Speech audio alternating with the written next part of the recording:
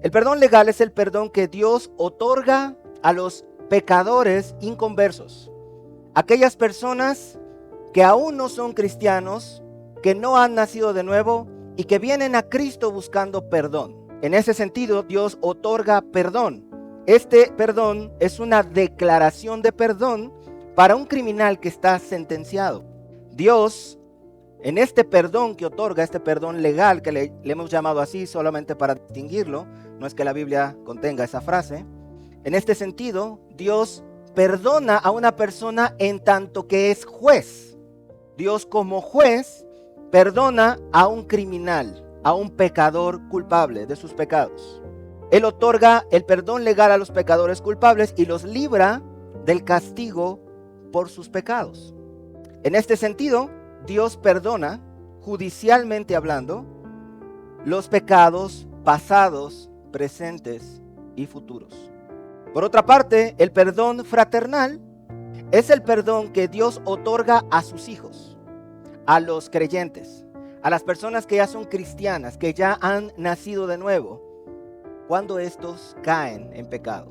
Es un perdón paternal que restaura la comunión. Aquí no se trata de quitar la sentencia sobre un criminal, sino que más bien restaura la comunión que se rompe entre el Hijo y Dios el Padre, entre el Hijo, el cristiano me refiero, y Dios el Padre por causa del pecado. Cuando un creyente peca, una de las consecuencias inmediatas es que la comunión con Dios se rompe, se quiebra, se daña. Entonces el perdón paternal es un perdón que restaura la comunión entre Dios y el cristiano. Este no es un perdón, no es el perdón de un juez a un acusado. Este no es un perdón para salvación, pues la persona que recibe este tipo de perdón ya es salva. Este es más bien como el perdón de un padre a un hijo. El perdón legal que Dios otorga al pecador incluye el perdón de sus pecados pasados, presentes y futuros, es decir, todos sus pecados. De manera que cuando un cristiano nacido de nuevo cae en pecado, no busca un perdón que lo salve de nuevo, sino un perdón que restaure su relación con Dios. Repito, es un perdón más parecido al que un padre le otorga a su hijo.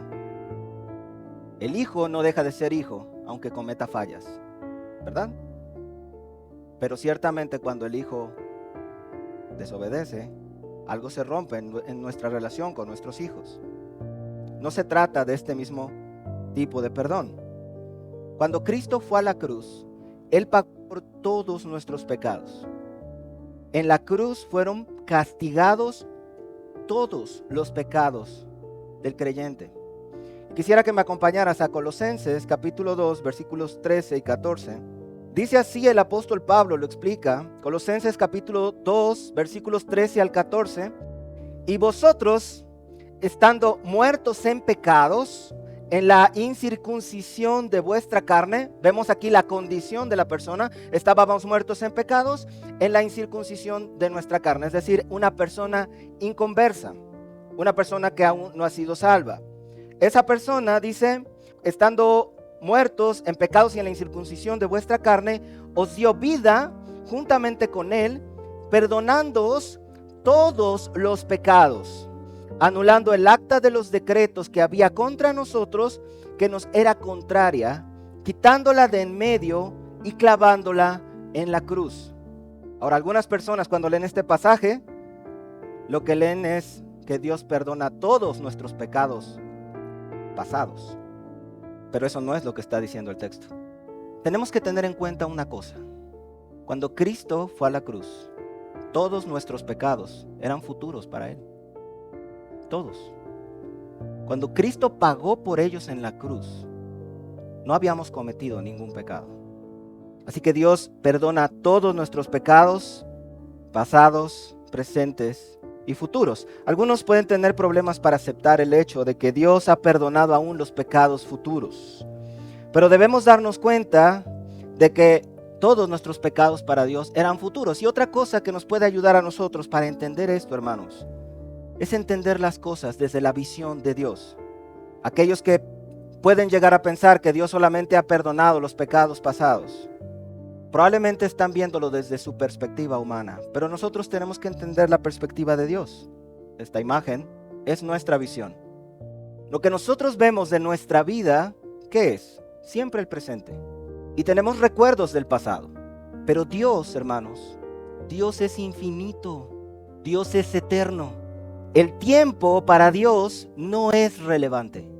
Dios ve toda nuestra vida, pasado, presente y futuro, al mismo tiempo. Para Dios, todos nuestros pecados son presentes.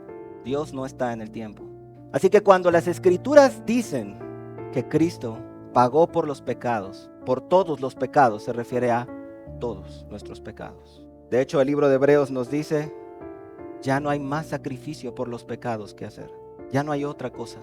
Hermanos, si tú has nacido de nuevo, si tú has venido a Cristo en arrepentimiento y fe, Cristo Jesús pagó por tus pecados, por gracia.